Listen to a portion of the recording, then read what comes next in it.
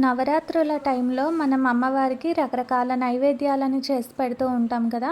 అందులో భాగంగా ఈ వీడియోలో దద్దోజనంని ఎలా చేసుకోవాలనేది చూపిస్తున్నాను. ఇది చాలా సింపుల్గా, చాలా క్విక్గా అయిపోతుంది. ఇప్పుడు దీన్ని ఎలా ప్రిపేర్ చేసుకోవాలి, దీనికి కావాల్సిన పదార్థాలు ఏంటనేది చూసేయండి. అంతకన్నా ముందు hi everyone, welcome back to my channel Telugu home foods. ఈ దధ్యోజనంని ప్రిపేర్ చేసుకోవడం కోసం ఫస్ట్ ప్రెషర్ కుక్కర్ని తీసుకొని అందులోకి ఒక 2 గ్లాస్ వరకు రైస్ని వేసుకొని వాటర్ని వేసి నీట్గా ఒక 2-3 టైమ్స్ వరకు వాష్ చేసుకోవాలి. ఇలా వాష్ చేసుకున్న తర్వాత ఒక గ్లాసు రైస్కి 2 గ్లాసుల వరకు వాటర్ని వేసుకొని కుక్కర్ మూతని పెట్టేసి దీన్ని 3-4 విజిల్స్ వరకు ఉడికించుకోవాలి. మనకి దధ్యోజనం కోసం రైస్ అనేది కొంచెం మెత్తగానే ఉండాలి కాబట్టి నేనైతే ఇక్కడ ఒక 4 విజిల్స్ వరకు రైస్ని బాయిల్ చేసుకున్నాను. తర్వాత దీన్ని మొత్తాన్ని ఒకసారి కలిపి పక్కన పెట్టుకోవాలి. ఇది కొంచెం చల్లారిన తర్వాత ఇందులోకి పెరుగును వేసుకోవాలి. ఇక్కడ నేను ఒక 2 గ్లాస్ రైస్కి ఒక 1/2 లీటర్ వరకు పెరుగుని యూస్ చేస్తున్నాను.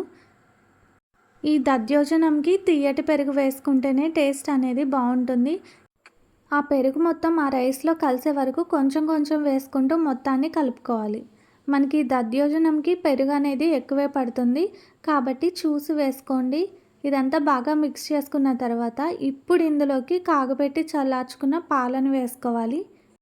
మనం పెరుగుని ఎంతైతే తీసుకుంటామో సేమ్ అదే క్వాంటిటీలో పాలను కూడా తీసుకోవాలి. ఈ దధ్యోజనంలోకి పెరుగుతో పాటు పాలను వేసుకోవడం వల్ల టేస్ట్ అనేది చాలా బాగుంటుంది. ఇప్పుడు ఇదంతా కలిసే వరకు బాగా మిక్స్ చేసుకోవాలి. మనం రైస్లో ముందే సాల్ట్ వేసుకోకూడదండి. ముందు సాల్ట్ వేసుకోవడం వల్ల పాలను వేసిన తర్వాత ఈ పాలు అనేది వేడిగా ఉంటే విరిగిపోతాయి కాబట్టి పాలు పెరుగు కలుపుకున్న తర్వాత సాల్ట్ని వేసి మొత్తాన్ని మిక్స్ చేసుకోవాలి. ఇదంతా బాగా కలిసే వరకు కలుపుకున్న తర్వాత ఇప్పుడు ఈ దధ్యోజనం కోసం పోపును పెట్టుకోవాలి. దానికోసం స్టవ్ మీద కళాయిని పెట్టి ఒక 2 స్పూన్స్ వరకు ఆయిల్ని వేసుకోవాలి. ఈ ఆయిల్ బాగా హీట్ అయిన తర్వాత ఇందులోకి పోపు గింజలన్నిటిని వేసుకోవాలి. పచ్చెనపప్పు, అలానే మినపగుళ్ళు, తర్వాత ఆవాలు, జీలకర్ర ఇవన్నీ వేసి ఇవి కొంచెం వేగిన తర్వాత ఒక 2 ఎండుమిరపకాయలని వేసుకోవాలి.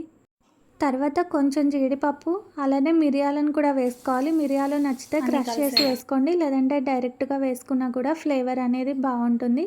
ఇప్పుడు ఇందులోకి నచ్చిన వాళ్ళు చిన్న చిన్న అల్లం ముక్కల్ని కూడా వేసుకోవచ్చు, సొంటిని కూడా వేసుకోవచ్చు. ఇవి ఆప్షనల్ అండి. నచ్చిన వాళ్ళు వేసుకోండి, లేదంటే స్కిప్ చేసేయండి. ఇవి వేగిన తర్వాత ఒక 2 పచ్చిమిరపకాయలు కట్ చేసి వేసుకోవాలి. కొంచెం కరివేపాకు, కొత్తిమీర వేసి ఈ పోపు మొత్తాన్ని వేగనివ్వాలి. ఈ పోపు మొత్తం బాగా వేగిన తర్వాత ఫైనల్గా కొంచెం ఇంగువను కూడా వేసుకొని మొత్తాన్ని కలుపుకొని స్టవ్ ఆఫ్ చేసుకొని ఇది కొంచెం చల్లారిన తర్వాత రైస్లోకి మిక్స్ చేసుకోవాలి. ఇలా ఈ పోపు మొత్తాన్ని రైస్లోకి వేసి మొత్తాన్ని కలుపుకొని బౌల్లోకి తీసుకొని దేవుడికి నైవేద్యంగా పెట్టుకుంటే ఎంతో టేస్టీగా ఉండే దధ్యోజనం అనేది రెడీ అయిపోతుంది. వీడియో నచ్చితే తప్పకుండా ఒక లైక్ చేసి మీ ఫ్రెండ్స్కి, రిలేటివ్స్కి షేర్ చేయండి. ఇలాంటి మరిన్ని టేస్టీ రెసిపీస్ కోసం నా ఛానల్ని సబ్స్క్రైబ్ చేసుకొని పక్కనే ఉన్న బెల్ ఐకాన్ని ట్యాప్ చేసి ఆల్ అనే ఆప్షన్ని సెలెక్ట్ చేయండి. అలానే ఇన్స్టాలో కూడా తెలుగు హోమ్ ఫుడ్స్ పేజ్ని ఫాలో అవ్వండి. లింక్ కింద డిస్క్రిప్షన్లో ఇస్తాను. Thanks for watching.